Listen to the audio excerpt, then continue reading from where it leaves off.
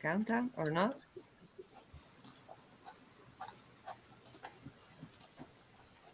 There we go. Evening, folks. Hello, Tonight everyone. we are joined by Scott, of course, who won't be speaking as he has lost his voice again. We are joined by the lovely Nicole, and we are joined by Charlene from Paranormal Hauntings. Hiya. Hello, Everybody. So, how are you all? Okay. Nicole, how are you? I'm doing fine. Thank you. Looking Stuff. forward to this interview. Scott, Hi, I'm not even Chaos. asking you. You can't speak, so there's no point. So, let's get started with the questions. So, how did you get into the paranormal? I've always had an interest from being younger. My mum kind of had an interest, kind of got me watching things as a child, as you do, you know. But my interest peaked in 2012 when my dad passed away. I experienced things that I can't explain during his passing. I was due to get married in the August, and he was due to walk me down the aisle, and he kind of knew he was dying, and he passed away in the March as I got married in the August, and he said, no matter what, I'm going to make my way to your wedding. Anyway, my wedding day came. Obviously, he'd passed away by then, and a friend of mine caught a picture in the church which resembled what he looked like, waiting at the top of the altar for me. So obviously from that point, it then piqued a higher interest in me, if you like, and to search for him. To think that there was more after we died. I used to get signs. I used to get, like, if I needed comfort, I would get signs, as like, if I was upset about it, a feather would fall in front of me. And I would say that would be like an angel feather. And it was just a comfort that I needed during that time. And like I say, I just needed to delve into it more and find out more what was going off. And then I went to an event. I completely enjoyed the event, and I've just not stopped since. Wow. So, yeah, bit of a personal experience to why I'm here. Yeah, but that's a good reason. Yeah. It's a good For reason me, to talk with it. personally, as a team, Scott's been into the paranormal for 25 plus years. But me, I wasn't really into the paranormal, but as you know, me and Scott lived together, so he was constantly banging on about everything paranormal. And it got to the stage where I was just like, right, okay, shut up, I'll listen to you. And that's how we started, basically. I don't know any better. I was 3 years old when I had friends, and I thought they were living friends, but they weren't. So I don't know any better. I see and speak and hear with them. Sometimes I don't hear them well. I'm still learning, but to me it's normal. And just like you with the feathers, you hear that a lot. When my mom passed away last year, I asked for a sign, and straight away I got a feather. Every time I'm asking, Mom, are you here? There's a feather somewhere. So keep that in mind. It's a sign, and most people talk about getting feathers as a sign. To me it's good. It's good. Whenever I need one, I will ask.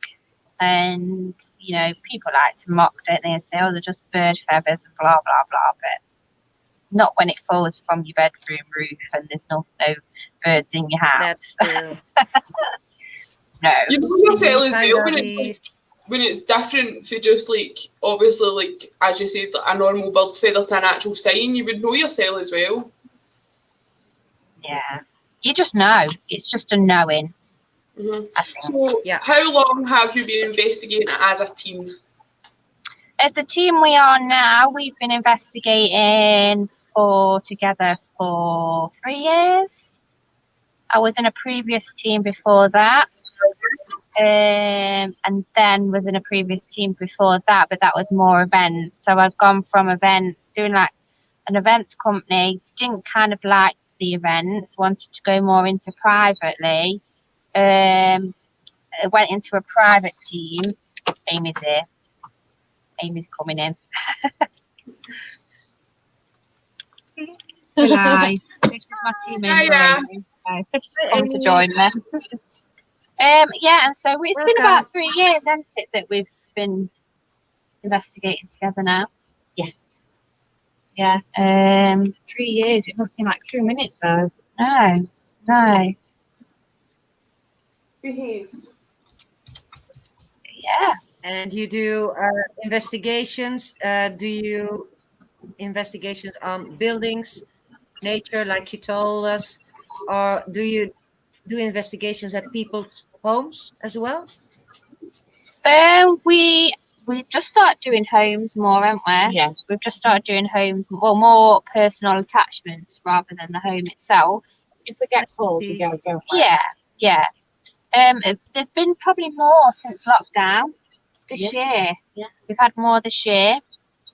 But other than that, we do the abandoned stuff as well. We do a lot of abandoned, and we do a lot of the documented hauntings, like at maybe like churches, ruined churches, or ruined castles, or things like that. We tend to do a lot of, don't we? And woods, with hauntings and things. We like to go to locations that we can, if we get any evidence, it can be historically validated in any way. So we like to do castles and everything like that. We would kind of mix it up a little bit. We kind of do venture different. We're not one specific. We kind of venture into different areas. What are your favorite places to do investigations? Or is it a difficult question? Hi, Andy. I like the woods. Yeah. We like good wood. We like wood, especially this time of year, autumn. And in the nighttime? Or during the daytime? Either. We've been in the day. We do go during the day so they can see the layout, because at night time they can't really see very well. But at night time for investigation, don't we? I mean, I've got the theory that spirit ain't got no concept of time anyway. If they want to talk, they'll talk in the day. It's just sometimes I think we've had sometimes more communication in the day than we have at night. Yeah, there has been instances, hasn't there? So we do like to mix it up a little bit, don't we? See, that's like us. Me and Scott love Greyfriars in Edinburgh, and we've been to Greyfriars numerous times, both during the day and at night. We even went at 3 o'clock in the morning once, which was just, we didn't get nothing. Every time I've done a 3 a.m, I've never got any. I said this to you, didn't I? Yeah. Never got a thing. Mm-hmm. See, we were buzzing because obviously it was Greyfriars and we had been looking forward to it, and been to the Royal Mile before it, and then we went to Canongate, which was just weird. And then we went to Greyfriars for 3 o'clock, and it was just, I think the only thing that happened was our camera batteries died. But other than that, it was just... wasn't the best. I don't think I'll be staying up again. I like my sleep too much. Yeah. Yeah, me too, Gillian. Gillian says I love cemeteries. I love them too. They calm me down. I used to walk to cemeteries when I was a kid, but the cemeteries that attract me are mostly from World War with soldiers. Somehow I have a connection with soldiers. It's hard to explain, but it's interesting. So, yeah, But walking in the woods, that's good too. I like that too. Okay, next question I see. Yes. So if you could investigate anywhere in the world, where would it be and why? Pompeii. Pompeii, without a shadow of a doubt. If we could, it'd be Pompeii, because it's been underground all that time, so all that energy has been stagnant, and it's had nowhere to go really. And Yeah. the what happened there was just so horrific, and some people I think would have been sort of shocked out of their bodies, and then they'd be like, what's happened, sort of don't know that they're dead kind of thing. So yeah, Pompeii's one of my massive ones. For me, where would I like to investigate? Can I say Auschwitz? Oh yeah. Privately though. Yeah. That's private. just as well. Because I feel like there's I so many think lost you will souls find there. So many lost souls there that I feel could need help. Yeah. Yeah. If you could try and move on. If I could try and help, I would. Yeah. Yeah. When you say Auschwitz, I get the shivers. I just it's on my bucket list because we all know what happened there, and we all know everyone needs a place to rest, even when they died, and they don't have it. No, So, and yeah, I mean, I've been, and I know how it feels, and I think Birkenhead feels worse than the Auschwitz one, because there was like different areas. But Birkenhead feels there's more of a sadness there. And the overall feeling for me was that there were just people lost there still. And yeah. For me, if you could try and help, it would be. yeah, and lots of residual energy as well there. Lots of them. I know because I have some friends who went there, and yeah,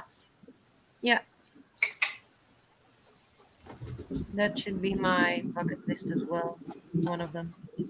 Yeah. We went there and we didn't. It's a weird atmosphere, and everyone I know that's been has said that when they've came out and came away and they've gone back to their hotels at night, they've struggled to eat, and that was something that we all went, because my mum and grandma went, and me, and it's right, just couldn't eat. It just had a over lingering feel on you for the entire week. It was just it was strange. Yeah, you take the sadness with you somehow. And most of the people have that when they visit Auschwitz. I know that. But I think it's normal because we all know what happened there. So it's devastating then, and it's still devastating, I think. So, but I'm not sure if you can investigate it there. I'm not sure. I think there's been one. I think there's been one investigation ever there. But as it stands, no, you can't. No. But whether or not they get anyone private in the future, because I know there is ghostly reports there. I've read up that there is. But whether or not they ever get a team in to try and help that situation, I don't know. You can also visit the other camps. There are, as we know, there are many camps like Bergen-Belsen. You know Anne Frank, she's famous. She was a Dutch girl who wrote a diary. She died in Bergen-Belsen. It's not that big, but there you can, I think you can get an investigation there with permission, but I'm not sure yet because, yeah, it's a kind of a sacred place as well for the Jewish people, so you have to be respectful. Yeah. So, but yeah, that's a good idea. If you ever get to do that, I will watch it. Yeah. Okay, thank you. Thank you. Sarah, What next question. What was your first investigation like? My first ever one was at Cathedral. Was it Cathedral? Catherine Mental Asylum in Doncaster, in the UK. And there was a group of about 25 of us, and I can remember, looking at the equipment, and there was a medium there, and things was going off, and the feelings. I mean, as soon as he opened up the circle, the lights outside all went off. You know, the emergency lighting. Oh, yeah. So it was a good night, and it's obviously piqued some interest in me because I'm still here. I'm still doing it. I mean, as over the years you go on, you learn that certain things that you may have once thought was paranormal probably may not have been, and that does damper it a little bit. But that's a part of learning as you go on in the field. But it still don't take away some of the things you experienced that first time. Mhm. But yeah, My first time. Yes, It was your at Roach, time. funnily enough. It was at Roach Abbey. And the only thing, because it was only with two other people, and the only thing that I remember thinking is, because I was more of an observer at that time, and I just remember thinking, if that's how you speak to spirit, I don't want to do it. Because we've always spoken to them as if they're people, as if it wasn't with me, by the way. It wasn't with Charlene, no. Different team. I do think that some people need to kind of remember that they're talking to something that was a person. So you should speak to them as a person, and you might get more out of them if you speak to them with that respect. So that was one thing I remember out of that. Nothing happened paranormal or anything like that, but it did pique my interest in ITC, using apps, and how the mechanisms work, and how the theory behind it works. It piqued my interest in that. Yeah. Okay.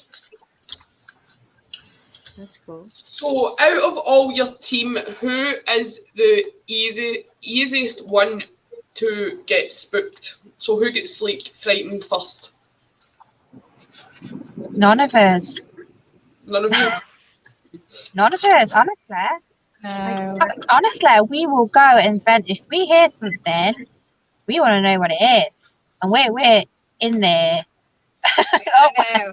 I mean, there was a situation. We went to a place called Nabs Wood, where a mining disaster took place, and we heard so pronounced, deep footsteps, and it sounded at the time like we were being surrounded. So we quickly went live, didn't we? And we were like, let's get it on there. The live wouldn't work, would it, at first? Our torches were dying, and all we could hear were these deep footsteps. And you went. Anybody else would have run out. Yeah, they would. They would have run out, but we was a bit more like, no, we need answers. We were storming up there, like, come on, come out if you're there, because we thought, we thought somebody was messing about. We thought a real person was there. We really did. So we went to try until we hunt them established down. it wasn't real people. Something more was going off. But no, we're not the type to run and scream and make a fuss or anything like that.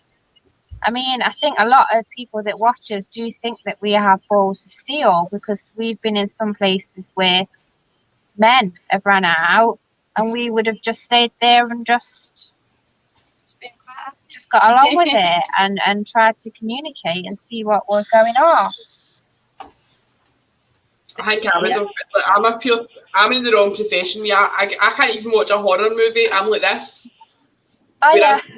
people sit and watch it, but no, I'm the slightest wee noise. I'm like, ah, right, what's that? What's that? I don't know. I'd be out of there. No, we're a bit of a chaser. Quite a few Bit of of a our, chaser. our viewers sort of say, you know, come on now, girls, get out of there. And Yeah, they they're stay telling on, us to don't go. they? They Yeah. stay on We're until we like- get back to the car. They make us take them back to the car. So drag us out. Yeah. So, and we do get quite a lot of comments saying you two are so brave. Mm, And we're just like, what? You know, we just think it's normal. yeah. But yeah, no. I've got more of a fear of the living than I have the dead. Yeah. Don't have to fear the And dead. I'm not do you use any kind of protection before you go on an investigation or not? Do you say some kind of prayers, protection, or just go we into it? don't. We just go into it, but what we've got into the habit of doing recently is saying if anything is there, you know, at the end when we finish off, it's saying if anything is here, you must stay here, and we kind of close the session down when we've finished. And Chrissy makes us do this routine where we have to visualize leaving as everything yeah behind as we drive away, and it works for. I used to carry a crystal. I used to carry obsidian and jasper. But then I thought to myself, am I defeating the object? If I've got too much protection, nothing's going to happen. So I stopped taking them out. But that's the same with me. I used to open up with a protection. I then wanted more evidence for myself. Yeah. And stopped doing the protection. So now I don't go and do anything now. But towards the end of when we're leaving, we do kind of say, don't we now, that if anything is there, you do need to stay with this location. You do not follow us. Yeah. There's only been once where I've actually thought we've gone too far. We've gone too far now. And I think that was when we took the boat. We found a board with very unusual symbols on it, and it was at a mill, so it shouldn't have been in a mill. It wasn't anyway part of the mill, and it was next to an Ouija it board. had been brought into the mill. Yeah. And I thought urban explorers been messing about putting it there for the pictures and whatnot, but it was the Ouija board, I think.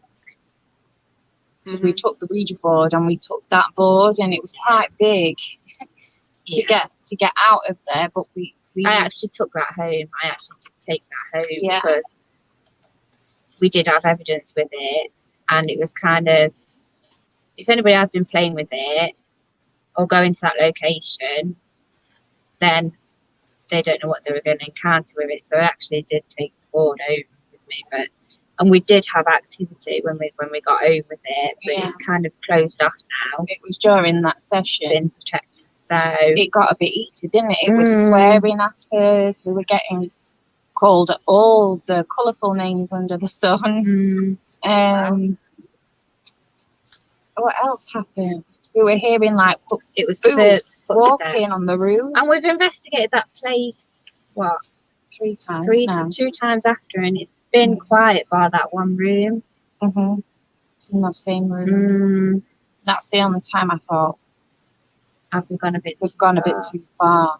Because we've actually found a board with a symbol on it before, previous, an abandoned colliery. And I knew that I'd seen this cross before, and it was the Leviathan cross, which is the satanic cross. Also a symbol for sulfur. Yeah. So we took that back. Well, no, we didn't. We couldn't find it. We hid it in case it was opening any portals or anything, and then we couldn't have took it back. It was too big. But I mean, we're not taking stuff from the abandoned buildings. We're not stealing stuff from somebody's come in and they've bought something in and done things within the building. Yeah. So it was kind of like, Just take it away. take it Kids away. found Yeah, it, you know, kids ventured round that cholera. we did. Yeah. You know, teenagers, young kids and stuff. And if they found that, then you don't want them messing about with them kind of things at all. Exactly. It's not something that me and Scott don't bother with the Ouija board at all. It's not something that we would ever think about using. But I think that's more just because we don't have kind of any experience as such with it other than what you see in the movies and stuff. So I've never had anything bad come from a Ouija board myself. Never. Amy, I won't use one. she won't I'm use in the one. same. I don't know enough, and I respect it enough not to use it, because I sort of feel like you can manifest what you fear the most while using the board. And I would be thinking, as you say in the movies, they show you like demons and stuff. So I'd be thinking, oh my God, what if a demon came through? So I could manifest that upon myself, if you know what I mean, and make it come through. So I would panic far too much to use the board and give it justice. But I've always had positive experiences with it, and I've also delved into looking into if the Ouija board is actually a little bit of a tool. We blindfolded 5 people once, and mixed the board up, the letters, to see if we could make any sense of it, to really test if it is communicating with something. And I must admit, some of the, you know, there was one question that we asked, and it did actually spell something out legitimately. But there was only one question out of like 5 questions that happened. So it did spark. We did test the method of it, and it did spark an interest in me that there could be something more with the Ouija board. But I'd never knock it. But it's not something that I do an awful lot of. I don't go on the boards that often. It makes me wonder if there is a bad energy about it, because after I've done a Ouija board, I do tend to get bad luck. Do you? I find, yeah. But yeah, I've always had good things with it. So I don't know. I think it is all about like your kind of mindset as you're going into it, because obviously I think it's a fear of the unknown, isn't it? That you don't know. Like obviously, if you've not had an experience with the Ouija board, you don't know what's going to happen. So you automatically think back to like the horror movies and stuff, and you think automatically something bad's coming through, and that's why we just don't. Yeah. Like I say, I've never ever had anything bad happen with it. It's just that after I've used one for a week, or after, I've always had bad luck throughout the week. Was that just coincidental, or what? I don't know. But yeah, I have. And that's why I don't tend to use them that much now. But I mean, there's always the theory that, you know, I mean, people say, is it spirit communicating, or is it the motor skills in your hand? I mean, we've spoken about it before, haven't we? Is it possible that spirits are tapping into your subconsciousness, and if there is tiny elements of your fingers moving during that, which making that glass move, is that spirit? Yeah. You know, there's different routes that you can look into the Ouija board. So it does interest us. Yes, it does. Definitely. Would you like to investigate Pendle Hill? We have done. Wow. 2 Halloweens ago. Yeah. The initial ill. Have you done it more? Twice I've done it now. The initial ill for me didn't really produce anything. It was the quarry. The quarry's interesting. Yeah. We found a witch's jar in the quarry, and we left that there. That was an offering that had obviously been done on Halloween. But it was weird how we found that jar as well. Yeah. Because I was just like climbing. I started climbing literally the face of the quarry, and I thought, I don't even know where I'm going. Mm. But I don't It know. was It was underway. like and I just looked under this rock, it was like a slither in the rock, wasn't it? It was like dug into underneath. And there was this witch jar with, obviously it had stuff inside it. It looked like sand and nails. I think. Possibly urine, Yeah, that's what generally they're made up of. Yeah. I think the most area for us was the wood area when we went down, and the church connected to Pendle Hill where Alice Nutter is buried. Yeah. I mean, there must have been a group of, how many of us was that night? 10? Yeah, there was quite a big And we all ventured off into different areas, and about 5 people came back and said that they reported seeing the same man in the graveyard. And one that said he's seen him was Simon, who's in our team. And he's quite skeptical, you know, he likes to debunk and he believes, but he's very, very skeptical.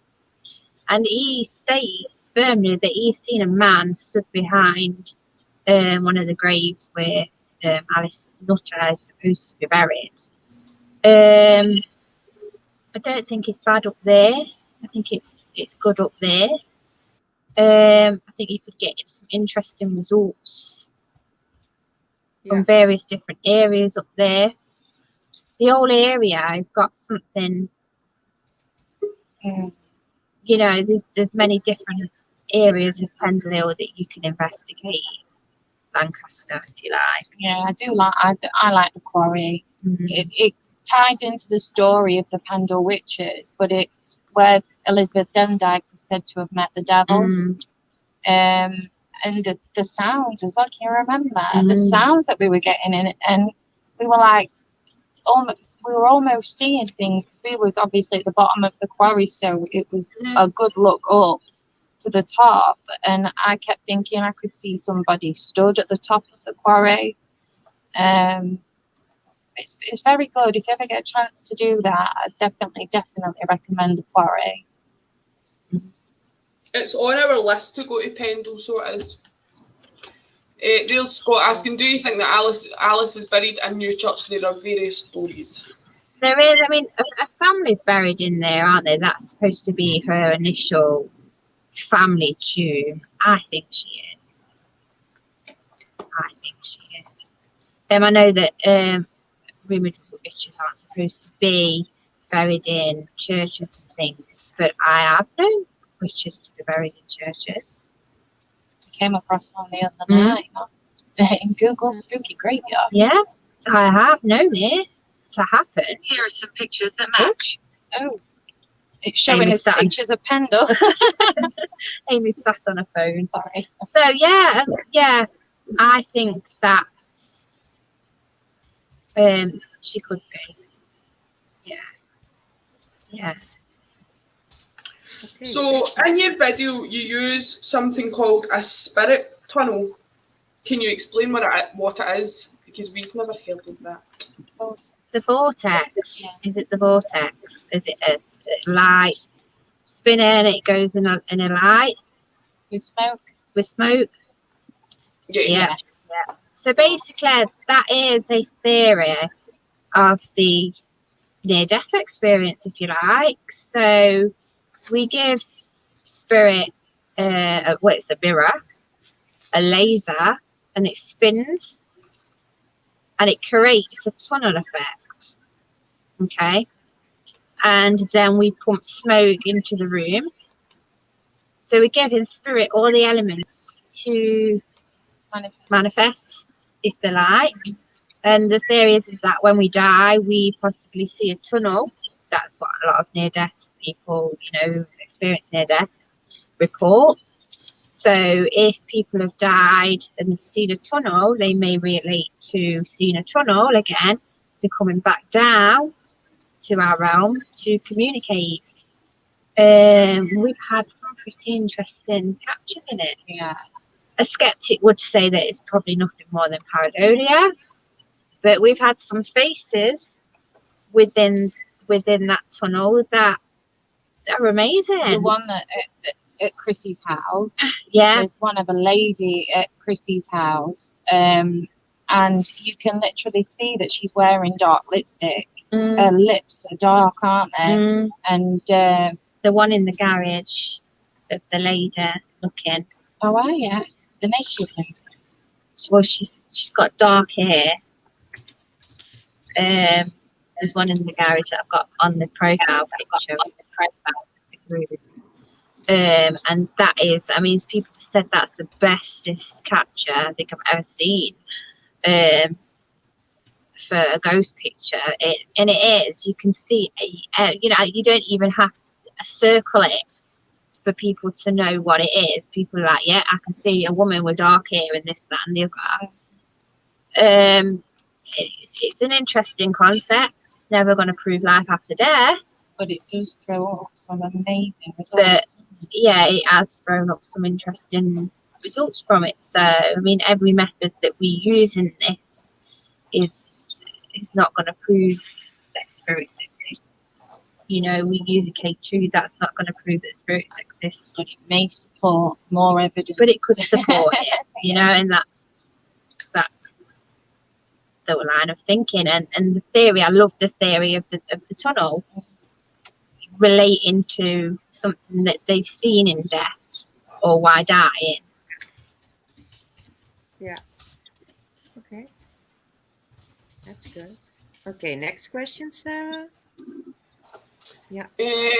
Where do you think the real location of Malkin Tower is?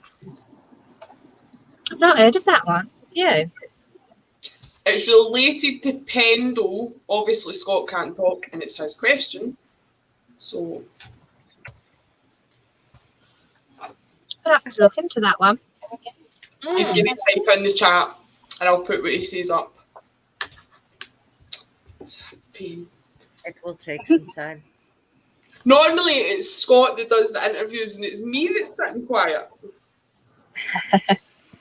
Scott's lost his voice. Oh, He's struggling no. to talk. Bless him.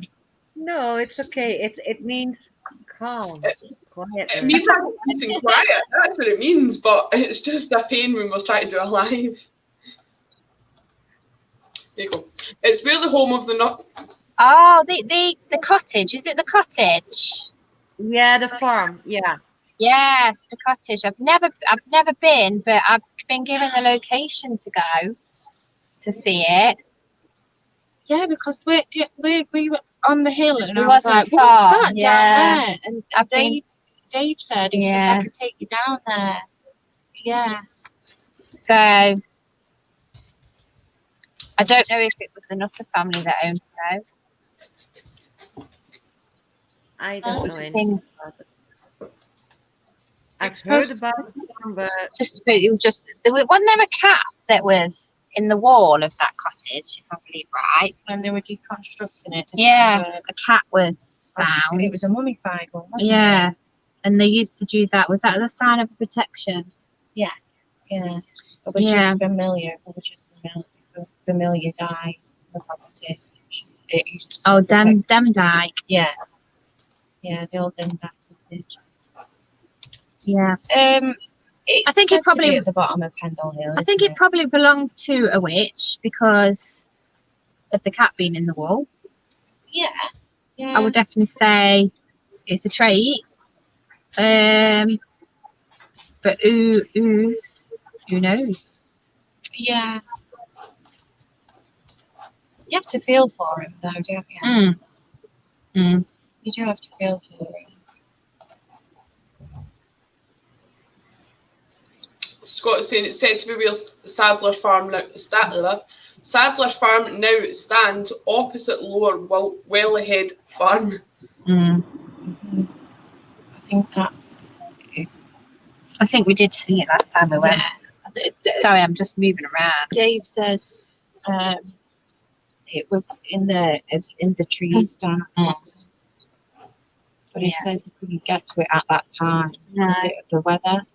The weather was bad when we went. It was torrential rain. It was fog.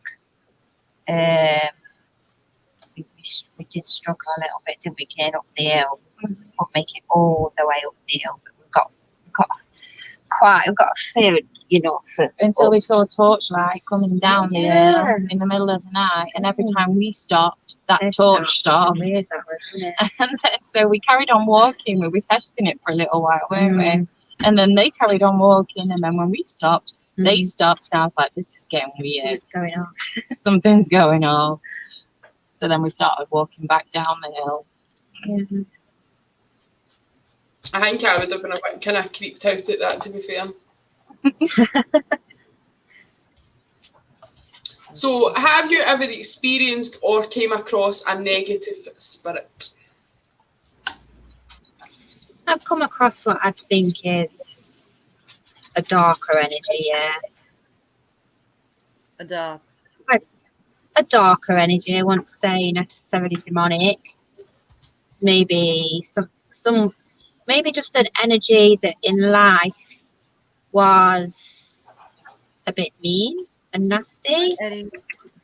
and in death they followed that through. Where's that place that you went to in Liverpool? I don't know. What was that called? Oh, Walton. Oh, Walton Hall. I would say that You didn't like that place, did you? there was something not quite nice in there. I don't know whether I'd call it a negative as in It was demonic. dirty. It was actually A an old dirty Masonic location, and it was weird. But as soon as I walked in, I wanted out, and we'd been looking forward to it for so long. Mm. But as soon as I walked in, I just wanted out. I just didn't like it. It felt dirty. I felt sick. Yeah, it wasn't nice. No. Never say I'd come across a demon. Just like I say, come across negative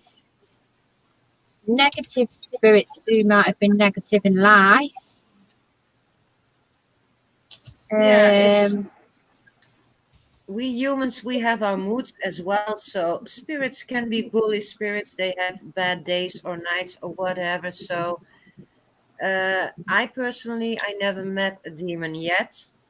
I don't really believe in demons in that matter, because if you watch lots of ghost shows, they're always demonic. I truly believe that most of the spirits, they're just grumpy spirits. That's it. And sometimes they're angry because you invade their space. Maybe that's why we feel awkward then. That's my opinion. So, yeah, I can relate to that, what you said. Yeah. I think demon sells though, doesn't it, for TV shows and for people that are in this for money. The word. They're gone. They will be back soon. Yeah, gone. Okay. Talking about demons then. Okay. I know.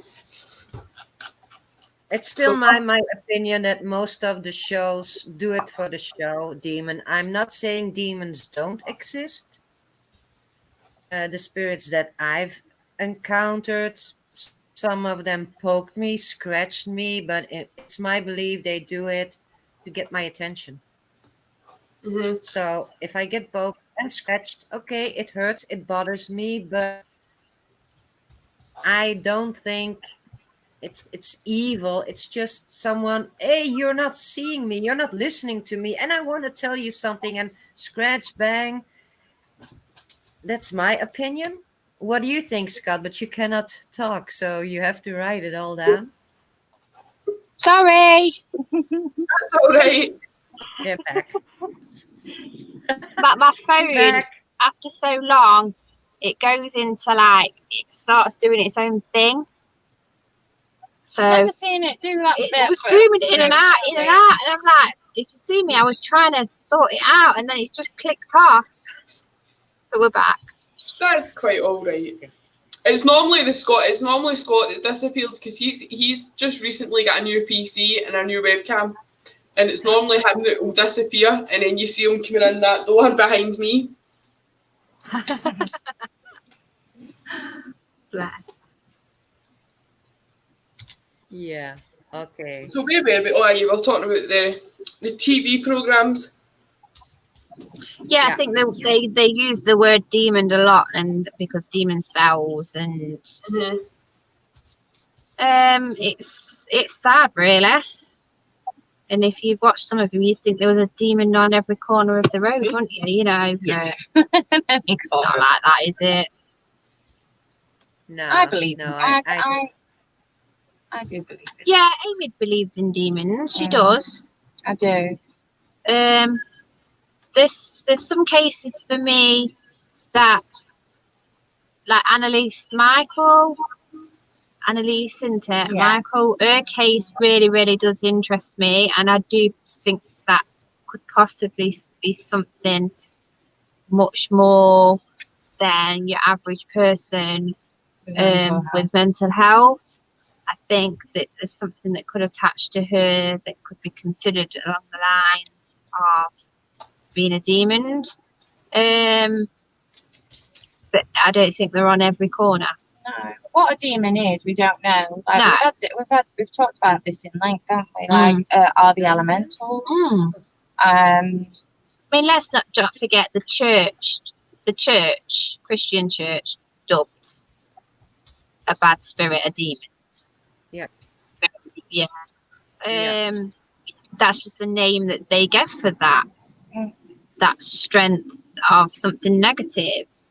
But that don't necessarily mean that it is it could in over the years it could have been called something else. It could have different cultures, you know. There are what I find interesting is there are deep names, what the Catholic Church, you know, says. In Yeah. centuries, you know, like African, Yeah, all different cultures like across the world. So it's a slight differ in translation, but it's still still there. around the same. Yeah, the essence of the word. Yeah, is still there. Yeah. I'm a Catholic, so do I believe in demons? In a certain way, I do, but not all evil is demonic. If you see a show, to me, that's entertainment, and they have EVP or whatever on. Oh, I see someone, he's murdered, and it's demonic. And then suddenly someone else says, oh, I see it too. And then, oh, yes, me too, me too, me too. That's, to me, it's mass hysteria. yeah. And if you think about it, I'm a Catholic, I'm Christian, okay, but my partner always says, Satan, he used to be an angel. So actually, a demon is an angel as well. And there's good and evil in every religion. So, like There in is. life. So, demons, let's call them bully spirits. Let's call them grumpy spirits. Some are evil, some are not. It depends how I you think see it. there's different strength of being evil, Yeah, and I think a demon is on the upper scale of being, you know, Diabolical. yeah, being really bad what it would do to you, and I think that is extremely rare yeah. to And get that level. do you guys believe in being possessed or semi-possessed, like most people talk about attachments? Do you think that's real? Or do you know someone who claims he or she is possessed by a spirit?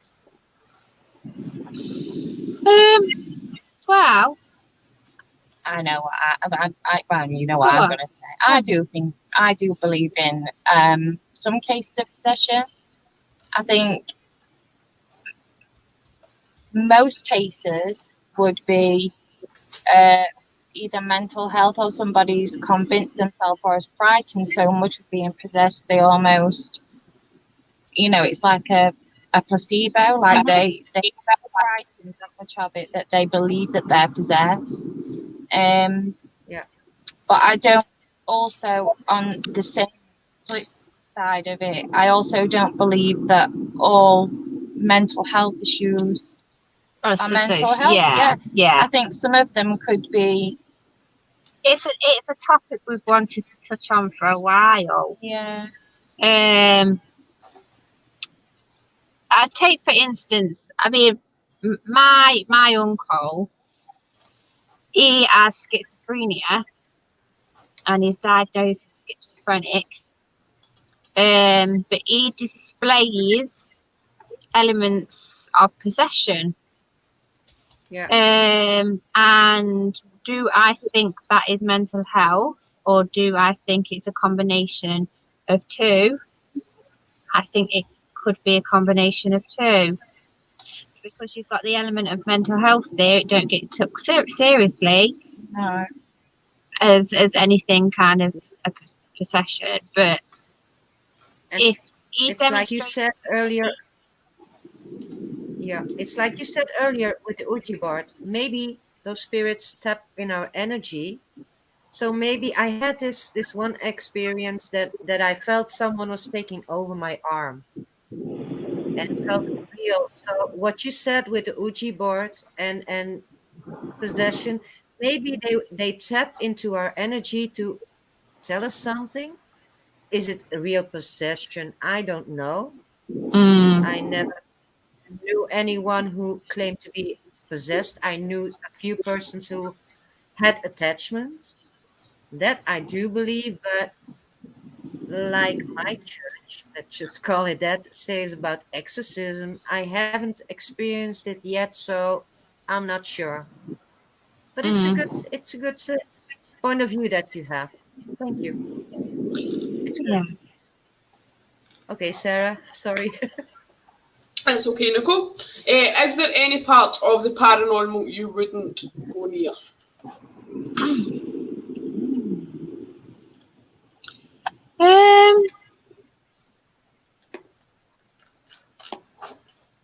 I wouldn't aim to go and summon a demon. No. I wouldn't, I wouldn't aim. I wouldn't do something to purposely summon something to me. Or, I mean, you've got a Dybbuk box and you've not opened that. no, I've got a Dybbuk box and I've not opened that. I've had it 5 years. I had the Dybbuk box well before the trend of Dybbuk boxes came in. You couldn't even get a Dybbuk box on eBay when I got mine. Now they're £2.10 a penny, but at that point there wasn't really trending at that point, but I've not opened it. Just simply for the matter, I'm curious to know what's in it because it's very heavy, and we've had some good activity around it. Yeah. But I'm not quite sure if I would ever open it, just in case some intent. Not that I think a demon's attached to it, because I don't. There's some intent's been done on it to cause me any harm for opening it. Yeah. That's been given out in the universe. I don't really want that. Is there any topic of the paranormal you wouldn't go near, like UFOs, cryptids? Well, it's like I was just saying, like, mental health and the paranormal is something that I've wanted to delve into for a while, but It's how to do it. it's how to do it, and if I would be, it's how to approach it. And we need to make it ethical, Yeah. as ethical as possible. Yeah. As possible. But for the time being, I wouldn't cover it this time being. Wouldn't cover it. Okay. Thank you. As far as anything else, like UFOs, cryptids, I think we'd do it. We'd do it all. I wouldn't try to summon anything. No. Or do anything like that. No, nothing like No. that. But as no. far as like UFOs, Yeah. elements yeah. of the paranormal, I'm quite open-minded too. I mean, we've been looking for fairies.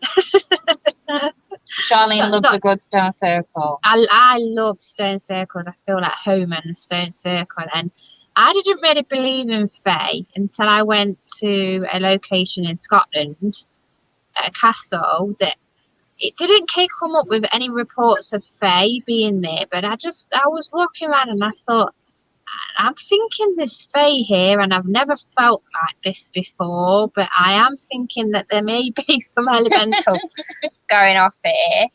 And we walked to the end of the trail, and there was a fairy door on the tree. The castle owners, the wood owners, have put a fairy door on it, and I was like, why have they done that? And it's called the fairy tree. When I had a proper good look at it, and I was and I come on tracked into, and I was like, I knew it. I knew there was fae. So I'm a bit more open to fae and things. Security Dave said, Yeah, don't mess with fae. don't mess with fae. And I wouldn't mess with fae. Then not to mess with fae. Just in case. Just in case. Yeah. That's why you like the woods so much, because of the fairies. Maybe recently, yeah, because Dave did say I've been drawn to fae places. Well, what happened is earlier in the year, I found a fae offering. We found 2 fae offerings, first time ever. Found one at Lundchurch with Brooke, and then we went to the one at Uber Stand. And Karen said that she thought that was for fae, an offering to fae. And then ever since we found them 2 offerings, I've been drawn to places around fae.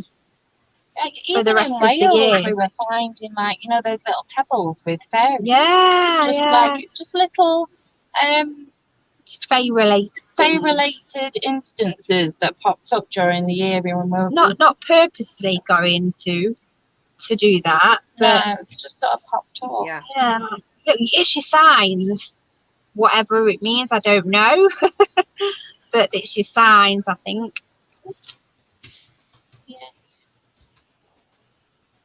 Who knows? You might find out someday. If you're attracted to the woods and the forest, go as much as you can. Maybe you'll find out. Who knows? Should be interesting. Yeah. Thank you. There's Scots saying there were a lot of offerings at St Nectan's Glen. There were a lot of offerings. That's where I went in Cornwall. A lot for past loved ones. There was a plaque, and I actually teared up reading it. I thought when I was watching you read it, I thought she's gonna go. Could you hear my voice? She's gonna I'm go. glad the waterfall was coming as fast as it did, because I was choking. And they'd basically been there and as a couple on their wedding anniversary, and they said they found themselves under the waterfall, remembering past friends and loved ones, and that the place had that much of an impact on them that they had to go back, write this plaque out, put it next to the waterfall, for everyone to read and kind of make other people aware and remember their past loved ones and friends while being there. And yeah, there was a lot of offerings for the past loved ones, even healing offerings as well for people, which was nice, because the waters were supposed to have healing powers to it and things. That's one of the things it's supposed to do. So yeah, there was a lot of well wishes around with little notes on, and I think in a place like that and with so much positive energy, I think stuff like that, if you send it out into the universe, good things could happen back. Yeah. Definitely. Yeah. All right. Oh, what's That's the a good- background behind the palace doll? Yeah. That's a good one. Okay. I like dolls. But it's nothing that you've done. It's the truth. No, the Alice doll. You're from Scotland, aren't you? Yeah. Yeah, So those do you two. remember? Do you know Jason Love, the ex-demonologist? It's not it. Yeah. So you know I've what he heard was of him. convicted of. Yeah. Mhm. Well, before he was convicted, he sold a lot of his items. And people like myself, we bought them items to add to our collections, but we didn't have a clue what he'd done, what he was doing. These dolls were supposed to have histories with them. It was supposed to have bought them from private cases and things. So we purchased the Alice doll off him. Well, Dave did actually. Dave from Project Paranormal, and she stayed with Dave for quite a while. And Dave worked with her and had quite good results with her. It then came out on what he did. He was convicted as a paedophile, if no one knows. And Dave didn't want this doll or any of his items, understandably, in his house, and said, "Charles, do you want them?" It kind of left me in a bit of a position at that point where I didn't know what to do because with the background, but then kind of took to the decision, well, he's not attached to them items. There's a possibility that there could be a strain of energy to them items from the cases he went to. I did work with the Alice doll once, and that was literally because I was sent a doll, do you remember, also called Alice? And we was getting responses through that indicated that there was another Alice doll. It said behind you. In where we were, and there was. She was behind us. And it kind of indicated that we needed to bring this doll into the investigation. It was very, very childlike. So we did. I actually then brought the doll into that life, but that's the only time. But it was only just sat there. You weren't ready. Didn't question anything. I didn't feel comfortable. It's too recent. It's well too recent with what's happened, and to say that there would be anything childlike attached to it would be wrong. But further down the line, I just can't say. But the responses that were coming through was very, very childlike, weren't there? Yeah, they were. And I couldn't help that. So we've kind of not worked with it or any of the items after that, because like I say, it is too recent. But if in the future, if the Alice doll or any dolls that I've acquired from his collection need any help. Yeah, you did say, didn't you? Because there has been instances where one of his dolls before has been burned. So, and Charlene said, I don't want to do that, because if I burn that doll, then if anything does need help down the line, I can't help. I can't help if I burn it. So it's just there in the log cabin. End of the day, we collect items, and they all have a sad story to them. You know, whether you buy that off eBay and that story's true or not, they all come attached with sad stories to them. Otherwise, they wouldn't be. Otherwise, there wouldn't be an energy imprint on them. You know, this is one's a bit more real because we all knew him.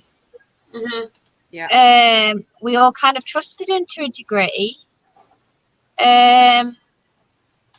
But they stay in my collection, and I will not be working with them. But if they ever need any help or anything, if anything comes forward to me to say they need help, then we will help with that. Okay, thank you. Well, it's very nice chatting to you, but that's us been on for an hour and 3 minutes. So we're going to wrap it up.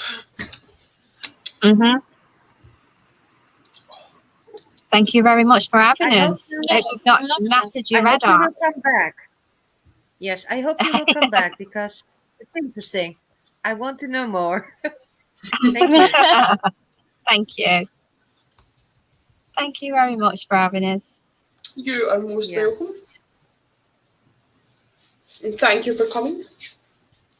It's been lovely. It has. Okay. And I'm actually going to pop off now hopefully- to a location for half an hour.